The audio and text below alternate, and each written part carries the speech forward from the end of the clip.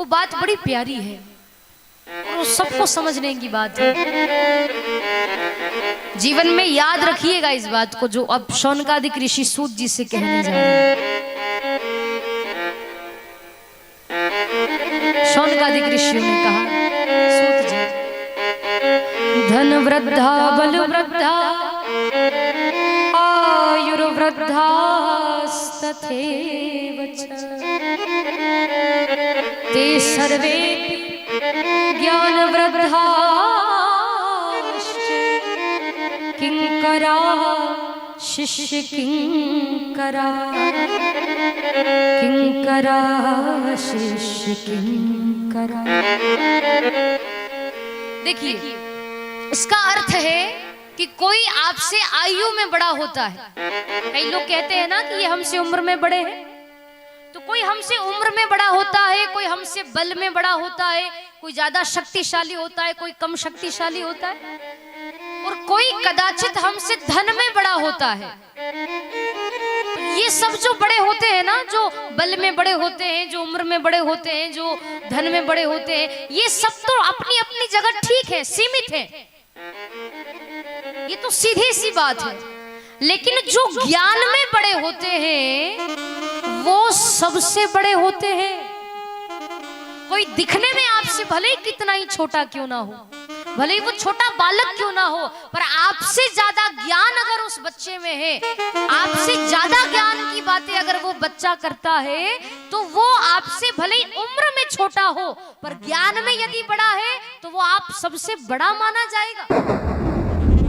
उम्र नहीं देखी जा रही है, यहाँ ज्ञान देखा जा रहा है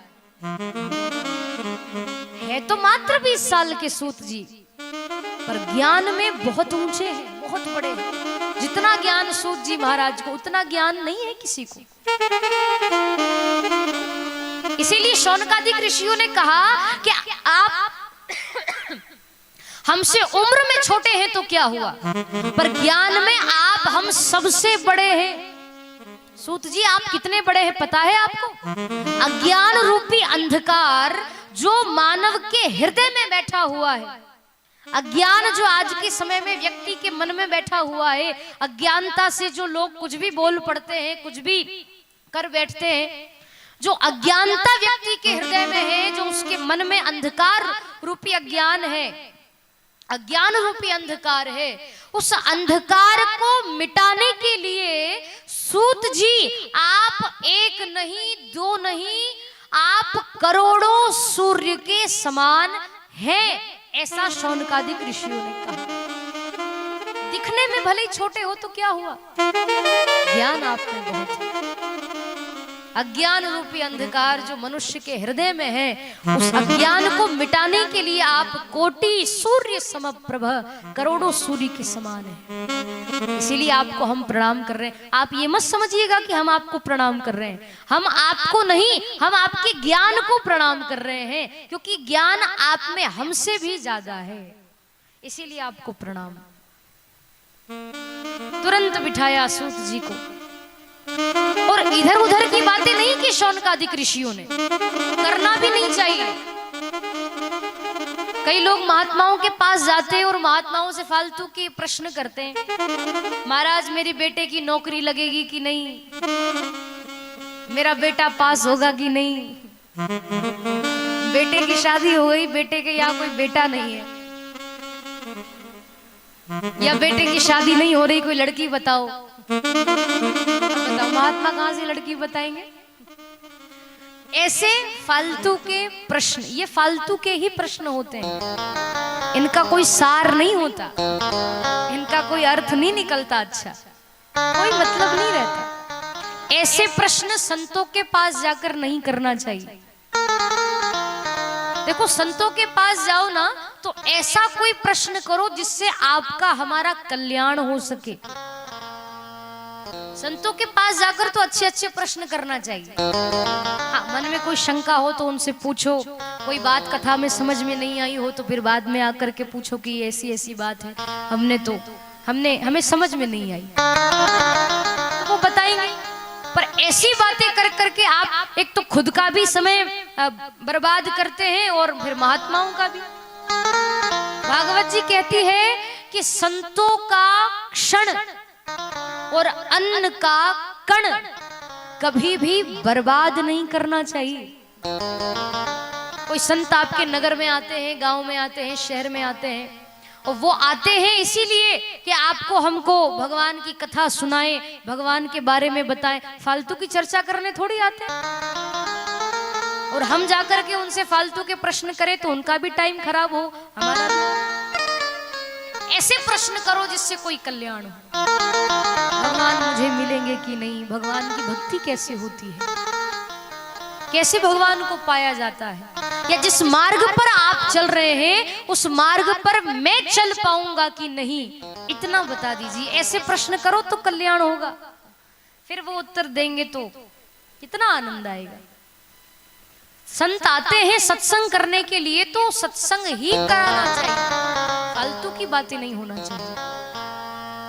शौनकादिक ऋषियों ने इधर उधर की बातें नहीं की, क्योंकि उनको पता है कि बड़ी मुश्किल से तो ये क्षण आया है। सूत जी इतने बड़े विद्वान हमारे बीच में पधारे, अनायास ही आ गए, और आ गए हैं तो फिर कोई फालतू की चर्चा नहीं। बस आप तो इतना बता दो, ऐसी कोई कथा सुना दीजिए सूत जी कि जिसको सुनकर के हमारी भी भगवान के चरणों में प्रीति बनी रहे, और आगे भी जो लोग इस प्रसंग को, इस कथा को सुने, उनका मन भी भगवान के चरणों में लग जाए। ऐसी कोई कथा सुनाओ।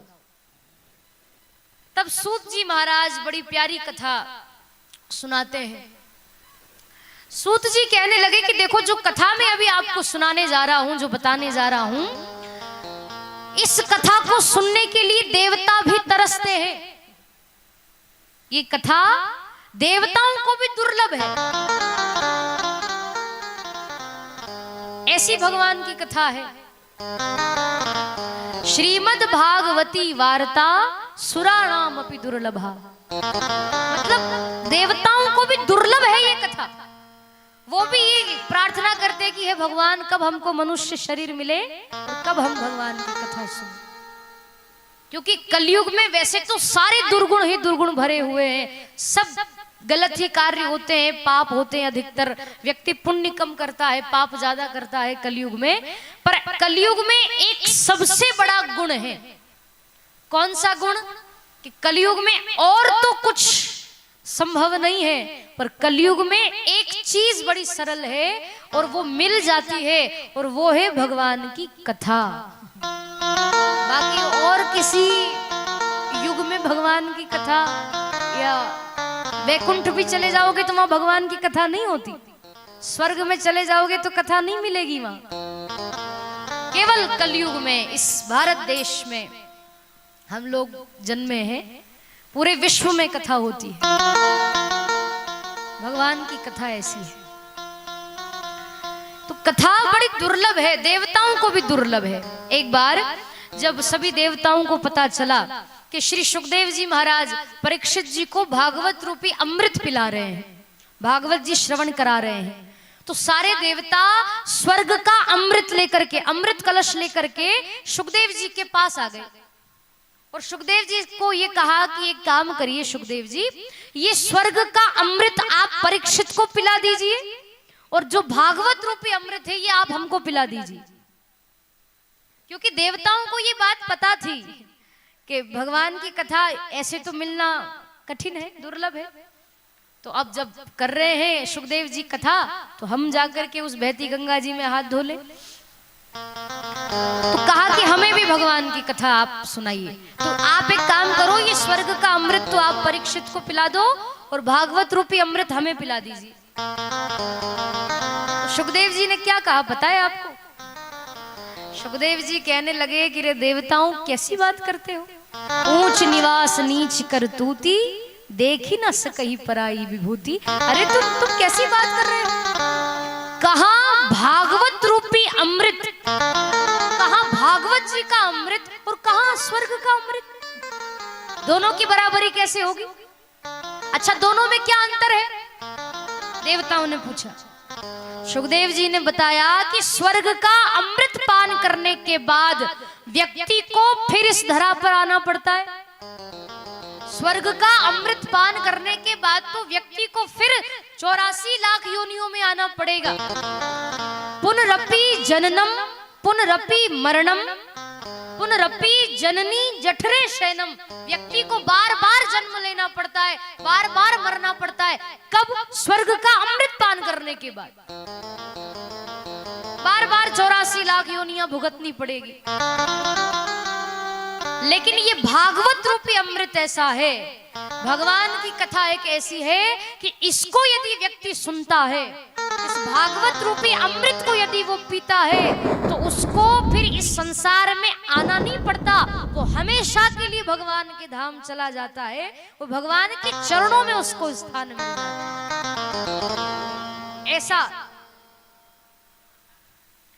इस भागवत जी का प्रभाव है।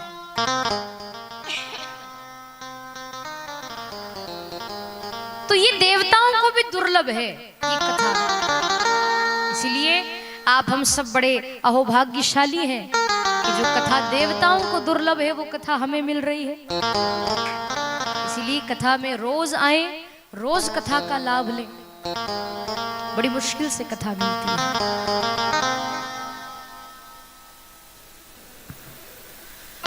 आइए, ये कथा कैसी है?